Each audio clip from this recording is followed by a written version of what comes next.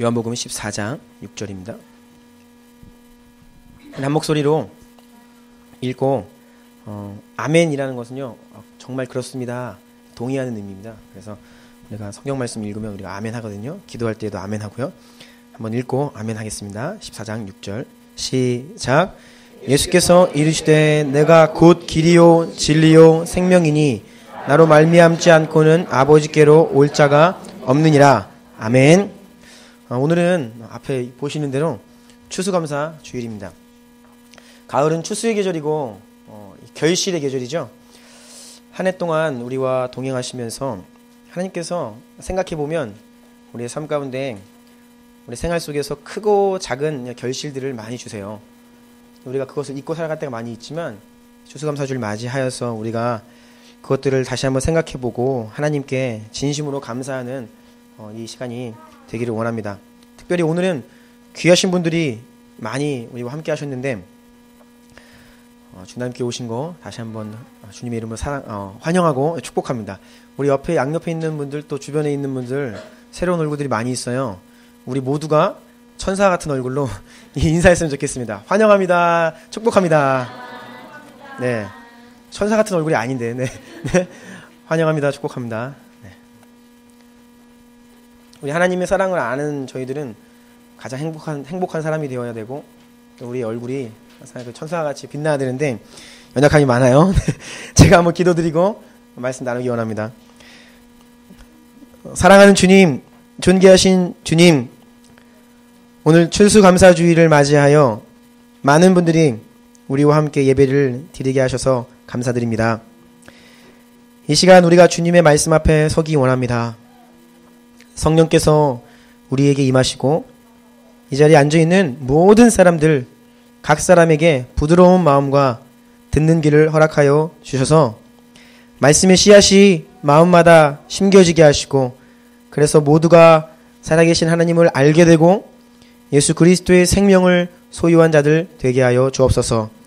주님의 이름으로 축복하며 간구하며 기도드립니다. 아멘. 아멘.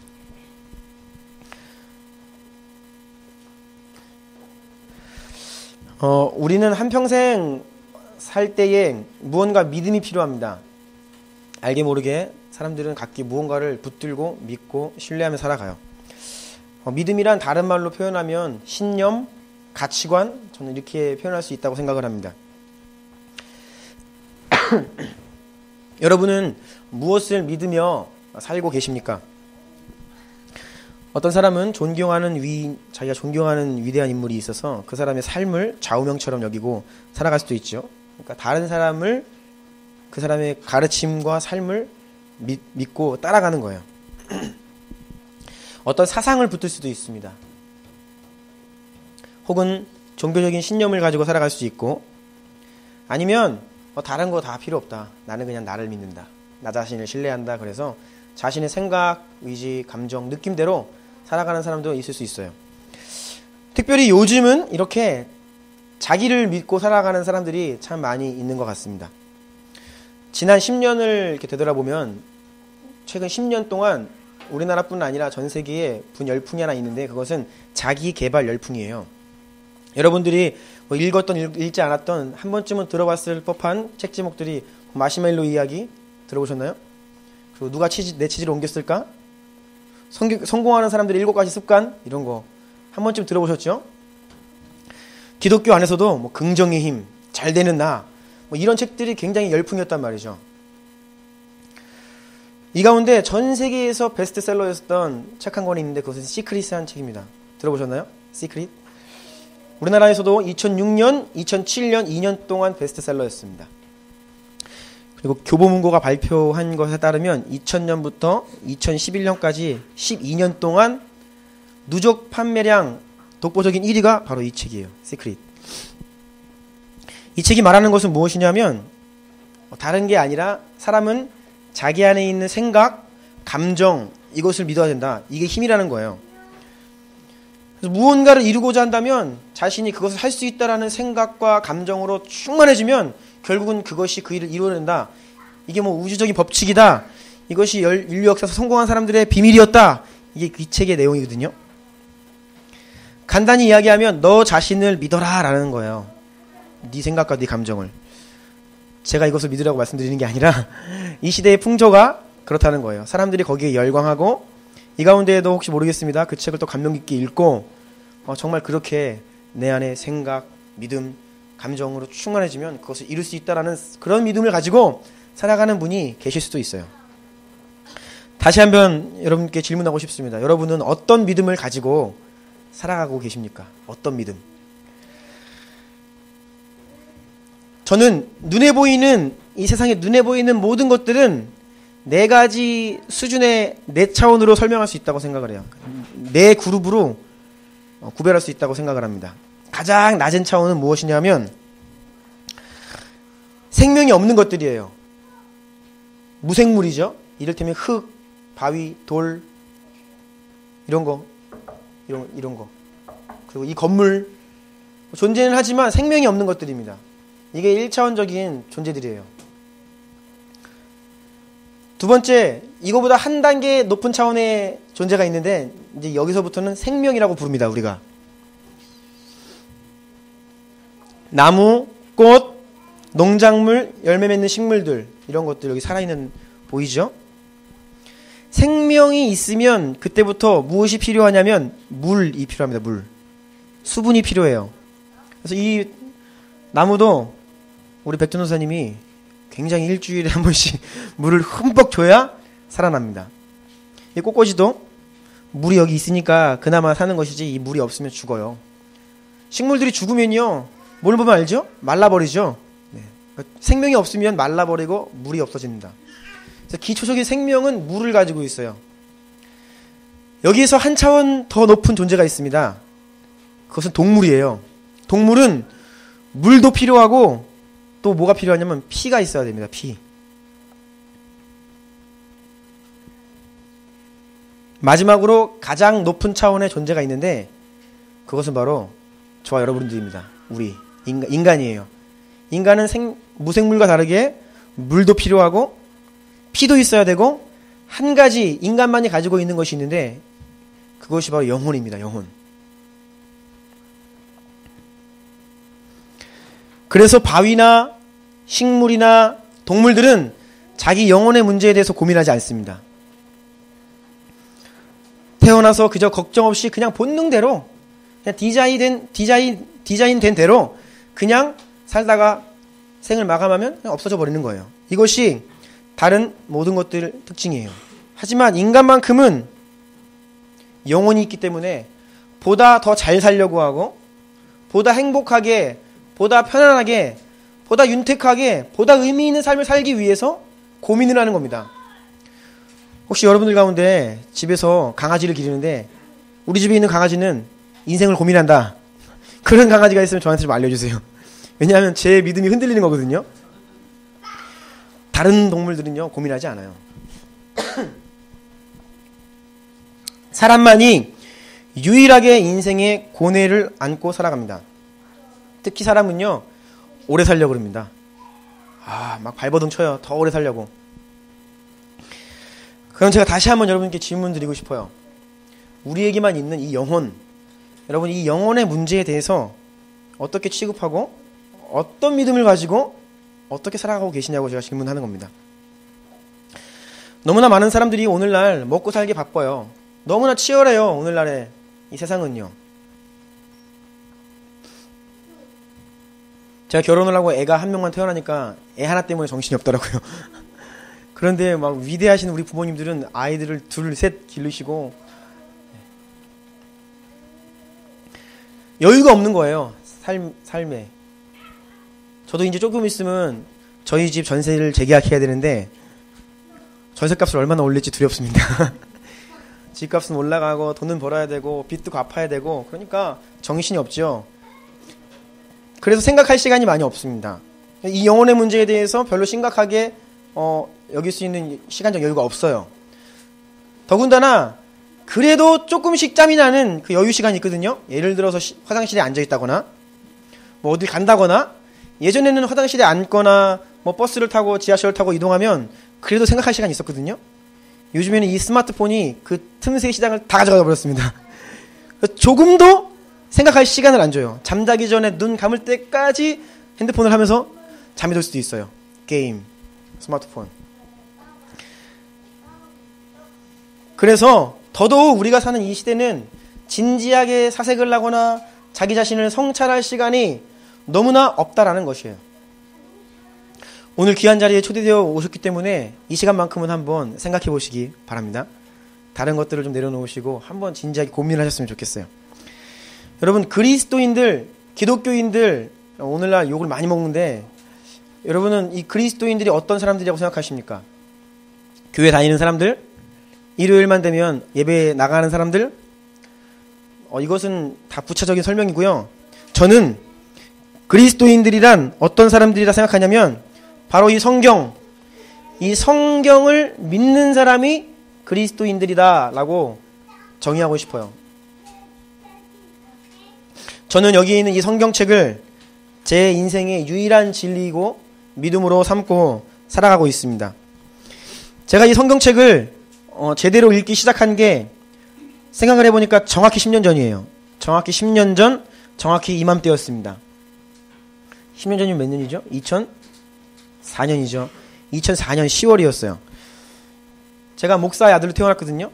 그래서 교회 안을 떠나본 적이 없습니다.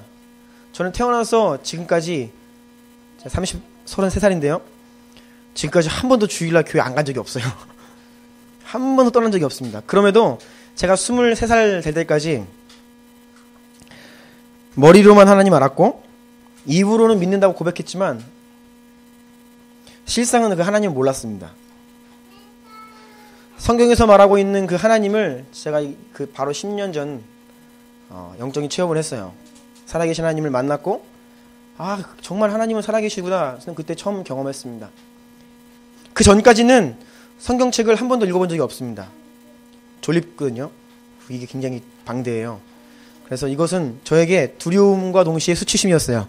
왜냐하면 목사의 아들로 태어나서 한 번도 읽어본 적이 없다는 수치심, 그리고 읽어보려고 해도 도저히 이해가 안 되고 졸립게 만드는 거, 정복할 수 없는 책이다, 이런 좌절감이 저에게 이 성경책을 볼 때 항상 있었거든요.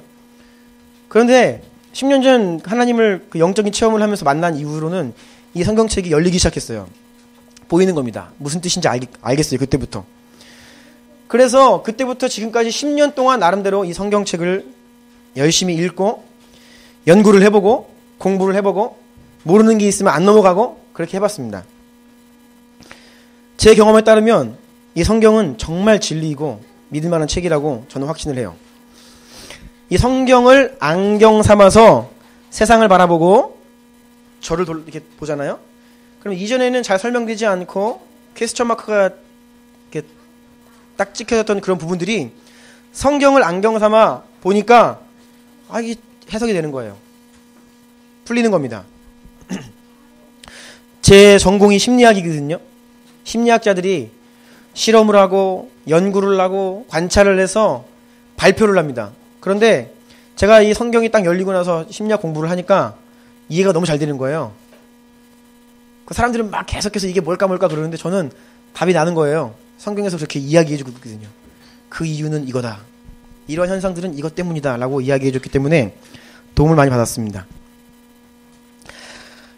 여러분, 믿음은 강요할 수 없습니다. 믿음은 강요할 수가 없어요. 하나님은 누군가가 나 하나님 믿겠어라고 결단하면 믿을 수 있냐? 그것이 아닙니다.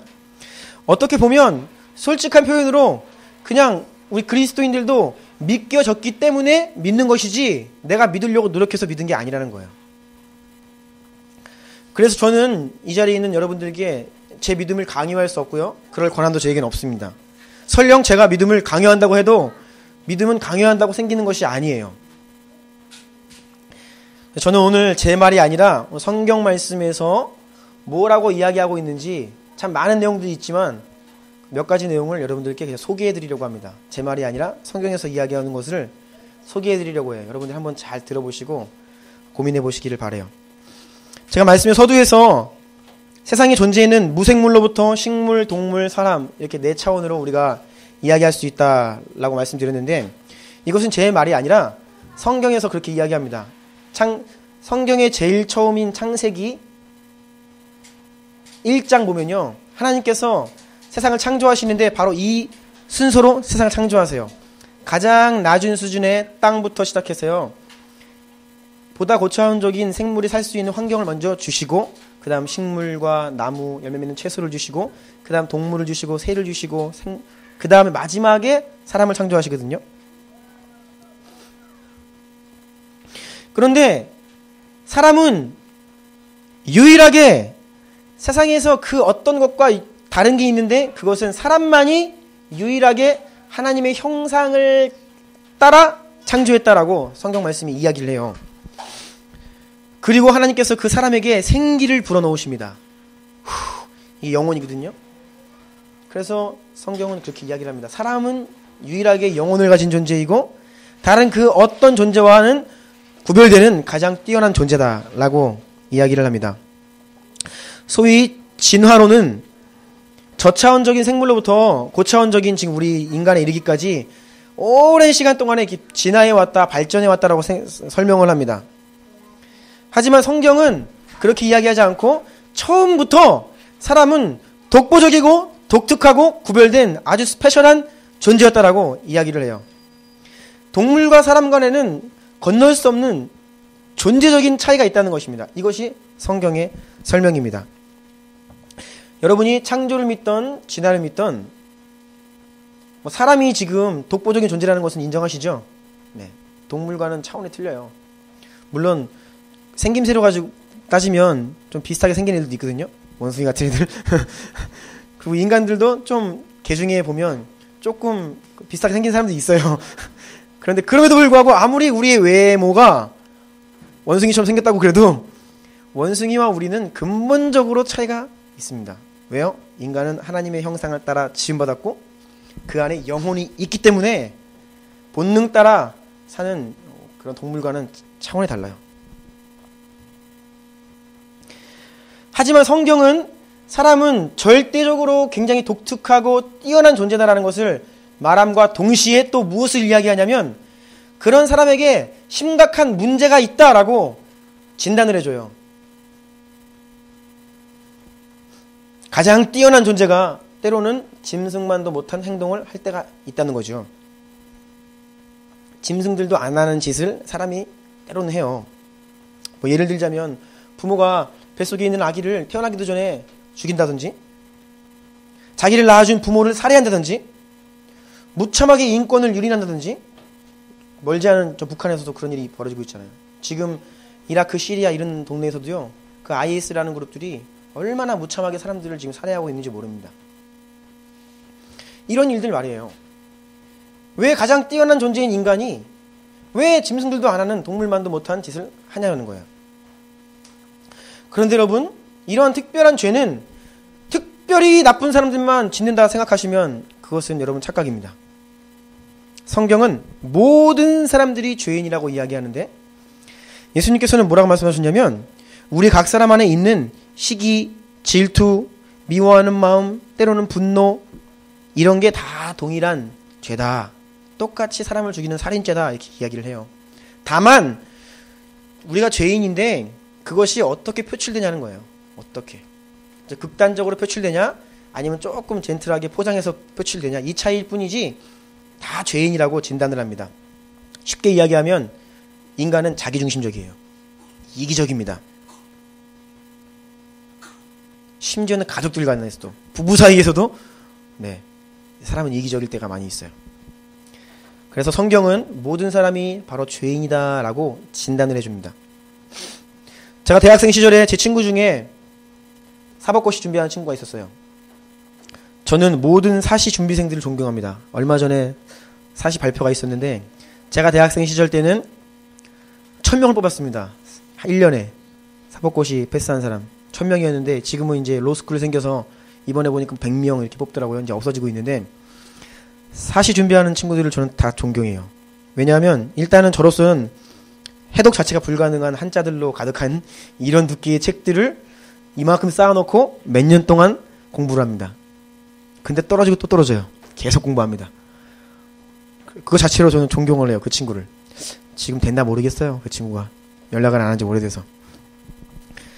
저는 이렇게 복잡하고 방대한 법전을 볼 때에 우리 인간이 얼마나 큰 죄인인지를 알게 됩니다. 사람들이요, 그만큼 죄가 많아서요, 그렇게 세밀한 법체계, 그렇게 방대한 법으로 우리의 질서 잡아주지 않으면요, 인간은요, 질서를 유지하는 것 자체가 불가능합니다. 이상하죠, 여러분? 우리보다 더 낮은 차원의 동물들은 가만히 두면 질서 있게 살아갑니다. 그렇죠? 사람의 손만 닿다 하면 문제가 생겨요. 맞죠? 오염이 있고 생태계가 파괴되고, 그런데 그냥 그대로 두면 복원되고 회복되고 아름답게 살아갑니다. 그런데 인간은 문제가 있는 거예요. 왜 인간은 이렇게 모여있는 것에 이게 문제가 많을까요? 사람답게 좀 삽시다, 이런 말은 인간만 할 수 있는 말입니다. 동네 개들이 우리 개같이 좀 살자 그런 말 모르는 말 안 해요. 그냥 그렇게 살아요. 본능에 충실하게. 성경은 하나님의 형상으로 지음받은 모든 인간이 모든 피조물들 가운데 가장 뛰어난 작품이라고 하지만, 동시에 원래 하나님을 알고 하나님 안에 거해야 할 인간, 그렇게 디자인 되었는데 모든 사람이 이제는 하나님이 없다 하고 자신들의 생각으로 교만해져서 그렇게 살아간다고, 그것이 바로 죄인이다라고 진단을 내린다는 것이에요. 하나님께서 우리 인간에게 주신 특권이 있습니다. 그것은 바로 자유의지라는 거예요. 사고할 수 있는 능력, 내 의무로 판단할 수 있는 능력, 자유와 선택권을 주셨어요. 이게 바로 하나님의 형상이고 영혼을 가진 인간이 할 수 있는 것입니다. 하지만 하나님께서는 그러한 자유만 우리에게 주신 게 아닙니다. 자유에는 반드시 책임이 따르죠. 이 자유를 어떻게 사용했는지를 하나님께서 물으신다고 성경에서 또 그렇게 이야기를 해요. 하나님께 받은 그 축복을 어떻게 사용했는지 하나님께서 반드시 물으신다는 겁니다. 그 책임을 언제 어떻게 물으시느냐? 제가 성경 말씀 한 구절 읽어드릴게요. 히브리서 9장 27절인데요. 한 번 죽는 것은 사람에게 정해진 것이요, 그 후에는 심판이 있다라고 말씀하십니다. 우리 모두는 죽습니다. 언젠가. 우리는 언제 죽을 수 있냐? 바로 당장 지금부터. 뭐 길어봤자 8, 90년 내 안에 다 죽습니다. 사람이 죽고 난 이후에 모든 영혼이 하나님의 그 심판대 앞에 선다는 거예요. 이것은 심판대는 재판을 이야기합니다. 하늘나라의 재판이에요. 재판장은 하나님이십니다. 우리는 거기에 피고로 쓰는 거예요. 하나님은 공의로우신데, 이 공의롭다라는 것은 흠이 없고 그 판결에 오류가 없고, 한번 판결을 내리시면 어떠한 사람도 이의를 제기할 수 없는 거예요. 이 땅 위에서의 이 법원은요, 문제가 많아요. 그래서 항소하고 1심, 2심, 3심 갑니다. 대법원까지 가도 억울한 사람들은 억울하다고 생각해요. 그런데 하나님 나라의 그 재판장은 그렇지가 않다는 거예요. 한번 판결하시면 너무나 공의롭고 완전하여서 어떤 사람도 제가 왜요? 라고 항의할 수 없다는 겁니다. 마땅히 그래요, 맞는 판결입니다 라고 이야기하게 되는 그러한 재판대입니다. 공의로우신 하나님께서 심판대 앞에 모든 사람이 죽으면 서게 되는데, 하나님은 정말 공의로우세요. 정상 참작을 하십니다. 그래서 두 부류로 일단 나누세요. 이게 로마서에 나오는 다 얘기를 제가 풀어서 말씀드리는 거예요. 첫 번째 그룹은 어떤 그룹이냐? 태어나서 한 번도 하나님이 살아계시다, 예수님이 누구이신지, 여러분이 어떤 사람인지, 여러분이 뭐 죄인이라는 소리, 뭐 회개해야 한다, 뭐 이런 얘기를 들어본 적이 없는 사람들. 우리나라 예전에 뭐 조선시대 살던 이순신 장군, 세종대왕, 지금도 교회가 전혀 없는 저 중동 땅, 아프리카 땅, 그런 데서 태어나서 죽은 사람들을 하나님이 공의롭게 판단을 하시는데, 그런 사람들에게는 뭐 하나님을 믿었는지 이걸 안 물어보신다는 거예요. 그들에게는 어떤 법의 기준으로 심판을 하시냐면, 바로 그것은 하나님이 모든 사람 마음 가운데 주신 양심, 그 양심을 가지고 하나님이 판결을 하신다라고 이야기합니다. 그러니 여러분, 한 번도 복음을 들어본 적이 없는 사람들은 예수님 안 믿어서 지옥 가는 게 아닙니다. 하나님이 양심을 가지고 재판을 하세요. 우리 모두에게는 양심이 있습니다. 하나님이 양심을 모든 사람에게 새겨 놓으셨어요. 양심은 마음의 소리입니다. 예를 들자면 불쌍한 사람 보면 돕고 싶다는 마음이에요. 어린 시절 우리가 지금은 우리 어린 아이들이 있습니다. 되게 예비 잘 드리네요. 우리 쌍둥이. 와, 어떻게 이렇게 앉아있죠 앞에서? 이런 우리 해맑은 아이들은 정말 마음이 맑아요. 그런데 우리 이제 어른들은 때가 많이 묻었습니다. 그래서 양심이 많이 무디어져 있어요. 여러분 어린 시절 한번 생각해 보십시오. 제 어린 시절에 저희 어머니 지갑에 돈에 손을 댄 적이 있습니다. 지금 생각해보면 100원인가 200원인가 가져왔어요. 오락실 가려고. 그런데 그 100원, 200원 꺼내면서 제 가슴이요 쿵쾅 거립니다. 양심의 소리입니다. 너 지금 그러면 안 된다. 너 지금 굉장히 잘못하고 있어. 이렇게 양심이 이야기하는 거예요. 그런데 만약에 제가 지금 제 아내 지갑에서 100원을 꺼낸다. 쿵쾅 거릴까요? 아니죠. 100원 양심이 무디어져 버린 거예요. 하나님은 모든 사람에게 양심을 주셨는데 우리는 그 양심의 소리를 애써 외면하며 산다는 거예요. 사람은 누구라도 이 불쌍한 사람을 보면 참 불쌍하네, 돕고 싶다 이런 마음이 조금이라도 생깁니다.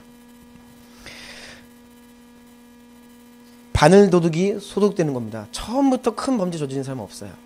조그마한 것부터 양심의 소리를 애써 부인하고 듣지 않으려 하다가 결국 우리는 큰 곁길로 가게 되는 것이거든요. 그런데 여러분, 우리 모두에게 양심이 있는데 이해하십시오. 저희 교회는 원래 이래요. 아이들이 많고 추임새가 막 들려옵니다. 문제는요, 모든 사람에게 양심이 있는데 단 한 사람도 이 양심을 따라 살 수가 없다는 겁니다.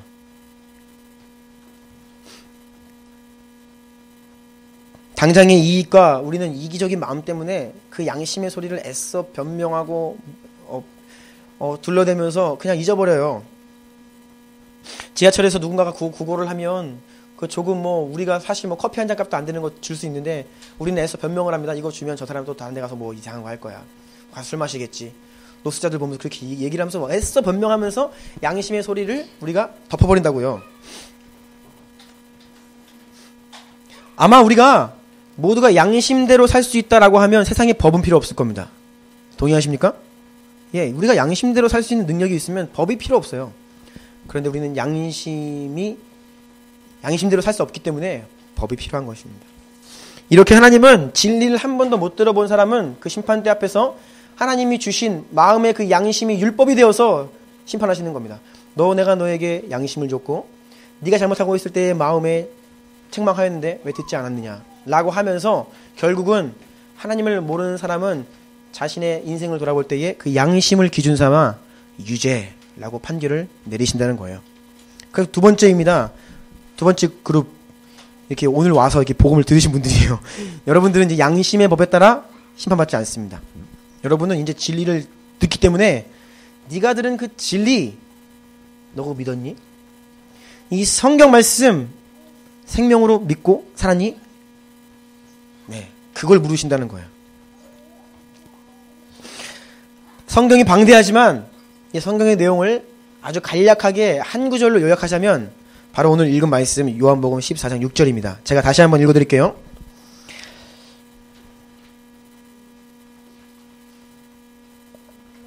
다 같이 읽어볼까요? 시작. 예수께서 이르시되 내가 곧 길이요 진리요 생명이니 나로 말미암지 않고는 아버지께로 올 자가 없느니라. 바로 예수 그리스도, 그분만이 유일한 길이고 유일한 진리이고 구원의 길이라고 성경이 우리에게 증언하고 있습니다. 우리는 단 한 사람도 자신의 죄 문제 앞에 자유할 수가 없습니다. 그래서 공의로우신 하나님 앞에 섰을 때에 한 번 죽는 것은 사람에게 정해진 것이요 그 후에는 심판이 있다고 하셨는데 그 심판대 앞에서 우리는 우리의 인생 가운데 수많은 그 죄의 그 과거들을 해결할 방법이 우리에게 없다는 거예요. 문제는. 그런데 하나님은 너무나 공의로우십니다. 정직한 재판장이세요. 죄가 있으면 반드시 처벌을 하셔야 되는 분이 우리 하나님이세요. 그래서 하나님은 사랑으로 우리가 피할 길을 미리 예비해 놓으셨다는 겁니다. 그것이 바로 그 길이 예수 그리스도이세요. 예수 그리스도는 하나님의 아들로서 이 땅에 오신 분입니다. 2000년 전에. 그래서 오늘은 우리가 주후 2014년입니다. 그 주후라는 것이 예수님의 탄생을 기점으로 기원 전과 기원 후로 나뉘어요. 예수님이 2000년 전에 이 땅 가운데 오셨습니다. 죄 없으신 그분께서 33년 인생을 사시고 십자가 위에서 돌아가셨어요. 역사적인 사실이에요. 그런데 이제 어떤 사람은 그냥 한 인간이 십자가를 지고 죽었다라고 이야기하고, 우리처럼 믿는 사람들은 그 예수님이 원래는 죄가 없는 사람이셨는데 우리의 죄를 대신 짊어지고 십자가에 올라가셨다. 죽으셨다. 그리고 부활하셨다. 이것을 믿는 거예요. 세상에도 죄를 지면요, 그거에 합당한 벌금을 이렇게 선고하거나 그거에 합당한 무언가를 징벌을 줍니다. 죄값을 치르라는 것이죠. 예수님께서 우리 스스로가 감당할 수 없는 그 죄값을 십자가 위에서 치르셨다는 거예요. 하나님의 아들이시고 죄가 없으신 예수님께서 그 생명을 우리를 위해 주셨는데, 그 생명값은 온 세상을 다 합친 것보다 더 귀한 생명값입니다.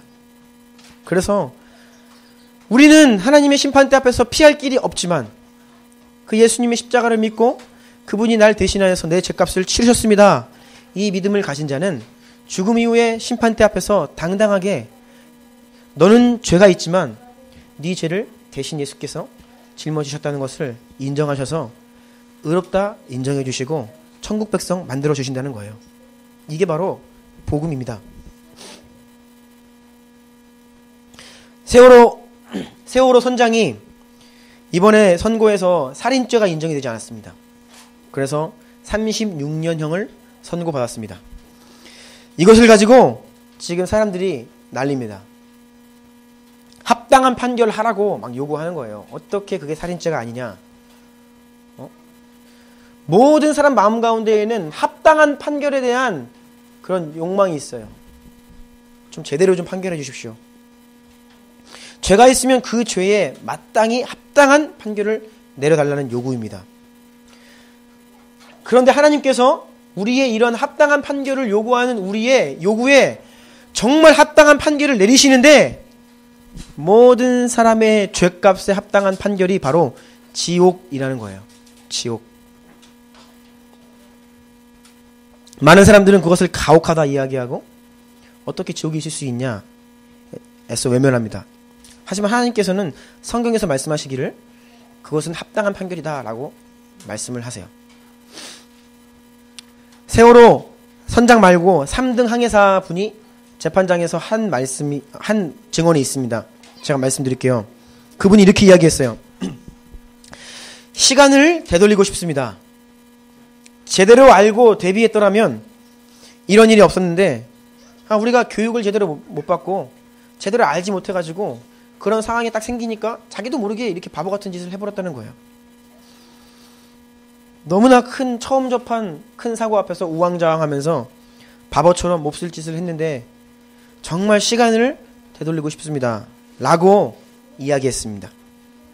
미리 했으면 좋았겠다는 그런 아쉬움이죠. 한탄입니다. 후회와 탄식의 목소리예요.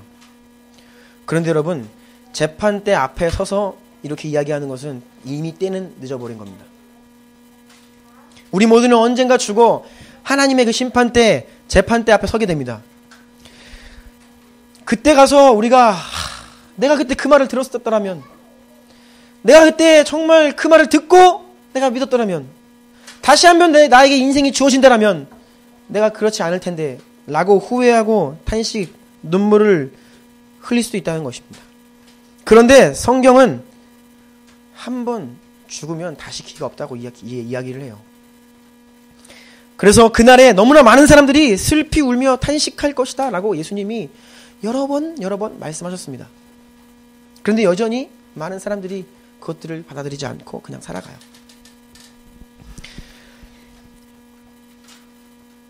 미국에 모리스 롤링스라는 유명한 의사가 있습니다. 대통령 주치의까지 지낸 분이에요. 이분의 전공은 심장 전문 의입니다. 특별히 응급소생 전문가예요. 얼마나 많은 사람들이 심장이 멎어서 죽어갔고 이분이 또 그거 살렸는지 모릅니다. 많은 사람은 살렸어요.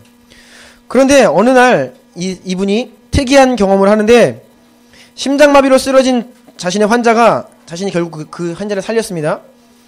그런데 깨어난 이 환자가 자신이 지금까지 사람 얼굴에서 이러한 공포를 본 적이 없는 얼굴로 깨어난 거예요. 막 부르르 떨면서 하는 말이 자기가 방금 전에 지옥에 갔다 왔다고 이렇게 이야기를 한답니다.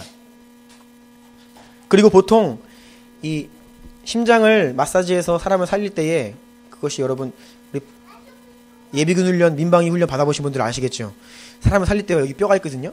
그래서 이 심장을 뛰게 하려면요, 이거 눌려야 되는데 여기 뼈가 다 으스러집니다. 이거 할 때 원래 굉장히 힘든 거예요. 그래서 보통 이거 고통스러워서 그만하라고 하거나 막 깨어나도 이것 때문에 힘들어하는데 이 사람은 자기 지옥에 살려달라고 막 이렇게 고통 외침을 했다는 거예요. 이 모리스 롤링스 박사가 이 사람의 그 얼굴을 보고 충격을 받았어요. 그래서 이때부터 이 사람이 평생 연구를 하게 되었습니다. 그것은 무슨 연구였냐면 죽음에 대한 연구였어요. 두 가지 연구를 했습니다. 첫 번째는 병원에서 임상학적으로, 의학적으로 사망 선고를 받았다가 뭐 몇 시간이든 며칠이든 후에 다시 살아난 사람들 있잖아요. 간혹 아주. 그래서 우리나라도 3일장을 하잖아요. 깨어날 수 있어서. 이런 사람들을 추적해가지고 그들의 경험담을 듣는 겁니다. 당신이 육체적으로 죽음 선고를 받고 다시 깨어나기 이전에 어떠한 경험을 했는지를 다 조사를 한 겁니다. 그들을 통해서 이 롤링스 박사는 매우 유사하고 공통된 경험담을 듣게 됩니다. 그 결과 사람이 죽어도 육체는 죽지만 영혼은 그대로 존재한다는 거. 그러니까 그 모든 사람들이 자신의 죽은 육신을 바라보고 어딘가로 이끌려갔다는 그런 증언들을 듣는 거예요. 즉 인간의 영혼은 죽지 않는다는 것을 알았던 것이죠.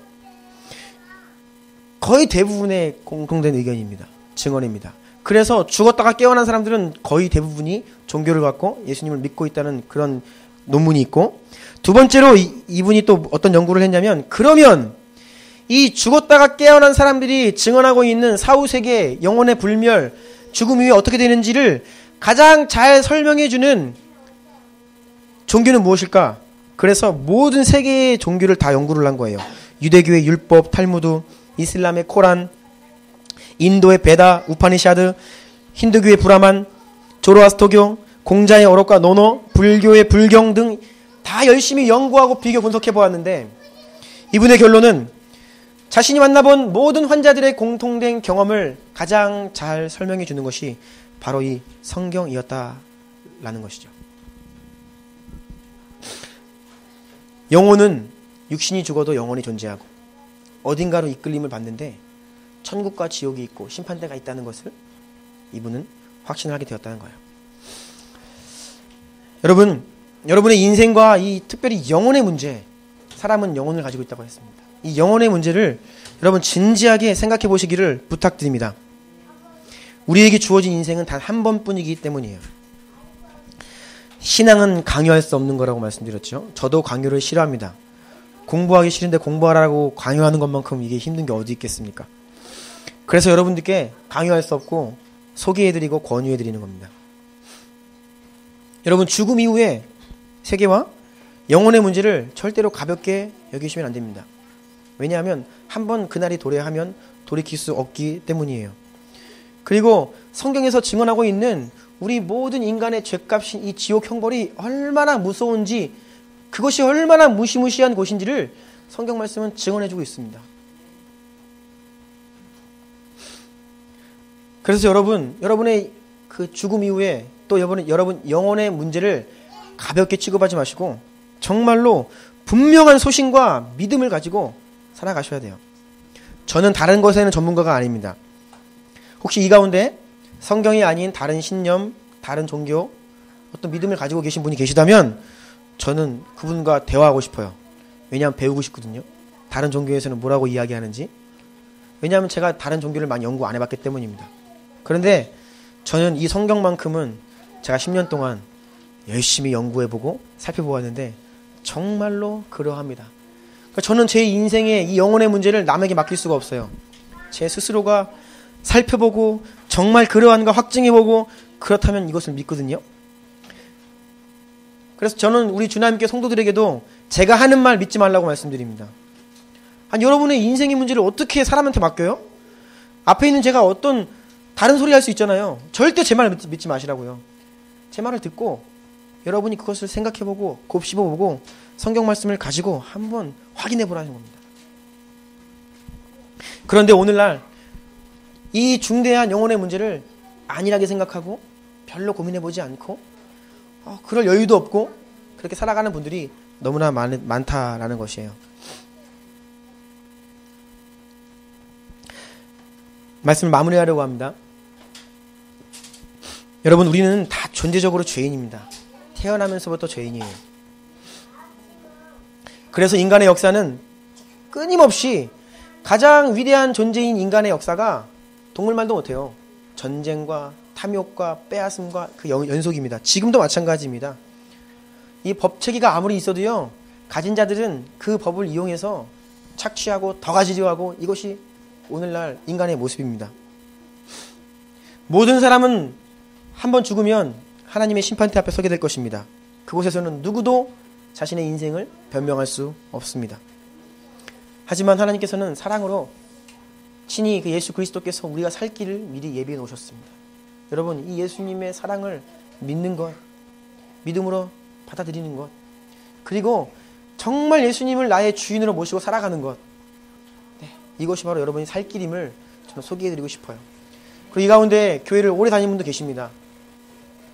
여러분, 경계하시고 주의하시고 조심하셔야 됩니다. 왜냐하면 오늘날 한국교회에 가짜 그리스도인들이 너무 많습니다. 교회에서 경고의 나팔이 사라졌고요, 축복과 사랑과 안위만을 이야기하기 때문에 제가 볼 때 교회 안에 잘못된 구원받지 못한 신자들 수두룩합니다. 저는 제 신앙의 양심에 손을 얹고 말씀드리는데, 교회 안에 주일날 예배에 나가는 그 그리스도인들 가운데 구원받지 못한 사람들이 더 많다고 생각을 해요. 왜냐하면 그렇지 않고서는요, 이 많은 그리스도인이 존재하는 살아가는 이 나라가 이렇게 타락하고 교회가 이렇게 손가락질 받고 세상으로부터 욕을 먹을 수는 없는 거거든요. 여러분, 예수님을 믿는다는 것은 그냥 믿어요. 저도 그렇게 23년 살았습니다. 그런데 그것을 믿는 게 아니었어요. 정말 예수님을 믿는다는 것은요, 정말 그분을 나의 주인으로 모시고 정말 그분을 위해 내 인생을 드릴 수 있을 그런 인생을 사는 겁니다. 오늘날 너무나 많은 자들이 주님, 주님, 주여, 주여 하지만 불법을 행하며 돈을 사랑하며 세상을 사랑하며 하나님은 2차, 3차, 3순위 밀린 채 살아가고 있어요. 예수님 말씀하십니다. 불법을 행하는 자들아, 내게서 떠나가라. 내가 도무지 너의 이름을 알지 못한다. 교회에 처음 오시는 분들, 또 복음을 처음 들으시는 분들, 또 오랫동안 신앙생활 하신 분들, 여러분 모두에게 제가 부탁드립니다. 이 예수님, 우리의 유일한 길이시고 진리이시고 생명이신 이 예수님을 마음에 영접하십시오. 여러분이 그분을 나의 구원자로 내 죄의 문제를 해결하신, 내 죄값을 다 치르신 분 믿고 의지하며 살아가신다면 여러분은 영원한 심판대 앞에서 하나님 앞에 의롭다 칭함받는 천국 백성이 되실 수 있을 것입니다. 한번 눈 감아볼까요? 여러분 한번 눈 다 감으시고요. 이 주님을, 이 예수님을, 이 진리를 나는 알고 싶다라고 하시는 분을 한번 손을 들어 주시겠어요? 눈 다 감으시고. 네. 알고 싶다. 네, 감사합니다. 내려주십시오. 가슴에 한번 다 손을 얹으십시다. 자, 여러분 위해서 기도 한번 드리겠습니다. 존귀하신 주님, 짧은 시간이지만 하나님의 말씀을 나누었습니다. 하나님, 이 영혼의 문제, 우리 죽음 이후의 문제, 우리가 너무나 안일하게 생각하지 않고 이것을 고민하고 또 진리를 알고자 하는 마음 가지고 살아가기를 축복합니다. 가슴에 손을 얹고 주를 알기를 원하는 사랑하는 하나님의 존귀한 자녀들 인생 가운데 이들의 마음 위에, 이들의 영혼 위에 주의 성령을 부으시고 어두움의 밝은 빛을 허락하여 주시고 모든 죄가 떠나가고 예수의 보혈의 은혜가 이들의 영혼을 덮고 이들을 의롭게 하고 심판대 앞에서 하나님의 자녀로 인정받는 이들 되게 하여 주옵소서. 오늘 들은 말씀 마음에서 계속 생각나게 하시고 한 번의 방문이 아니라 계속하여서 이 자리에 나와 함께 예배드리고 우리 모두가 하나님의 사랑을 덧입고 그 사랑을 알고 그 사랑을 전하며 살아가는 축복받은 존귀한 하나님의 아들, 딸들 되게 하여 주옵소서. 예수님의 이름으로 축복하며 간절히 기도드립니다. 아멘.